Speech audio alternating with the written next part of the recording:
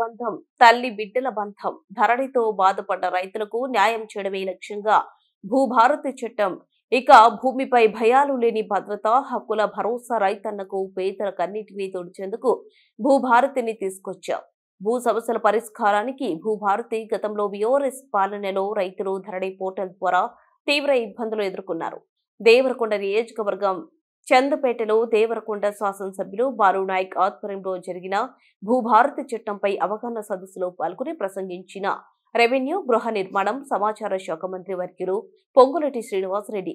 ఈ కార్యక్రమంలో డీసీసీ అధ్యక్షులు ఎమ్మెల్సీ శంకర్ నాయక్, జిల్లా కలెక్టర్, జిల్లా ఎస్పీ, రెవెన్యూ అధికారులు, రైతులు, ఇతర ప్రజాప్రతినిధులు, కాంగ్రెస్ పార్టీ శ్రేణులు, అభిమానులు తదితరులు పాల్గొన్నారు.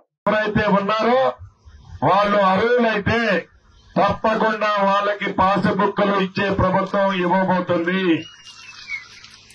మీరు ఎవరు ఆఫీస్ చుట్టూ తిరగనక్కర్లా. ఇందాక ఎమ్మెల్యే గారు చెప్పినట్టు రాష్ట్ర వ్యాప్తంగా 4 మండలాలు పైలట్ గా తీసుకున్నాం. ఈ 30వ తారీఖుతో ఆ మండలాలు కంప్లీట్ అయిపోతాయి.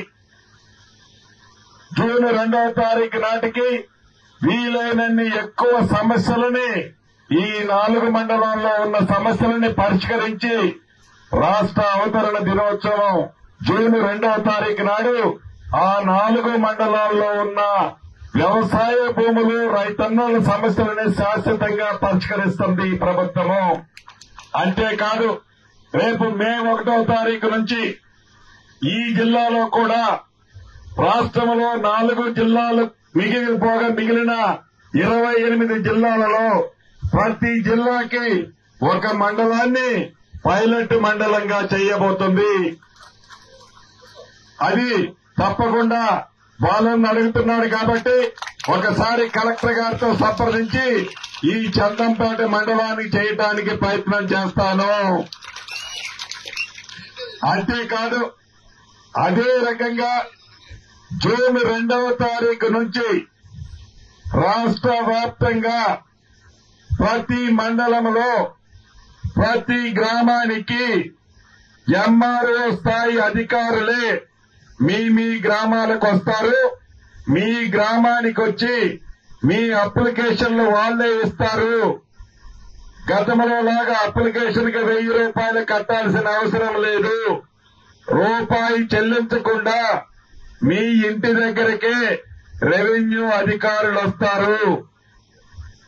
వచ్చి మీ రెవెన్యూ గ్రామాలలో ఉన్న సమస్యలని ప్రతి దాన్ని క్షుణ్ణంగా పరిశీలించి ప్రైవేటు సర్వేరుని, లైసెన్స్డ్ సర్వేరుని 6000 మందిని మనం శాంక్షన్ చేసుకుంటున్నాము.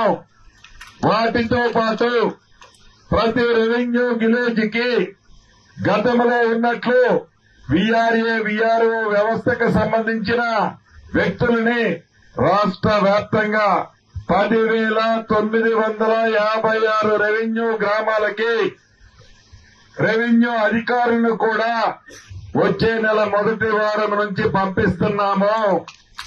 దీంతో గ్రామీణ ప్రాంతంలో ఉండే రెవెన్యూ సమస్యలు చాలా వరకు పరిష్కారం అవుతాయని మన ఇందిరమ్మ ప్రభుత్వంలో భావిస్తున్నాము.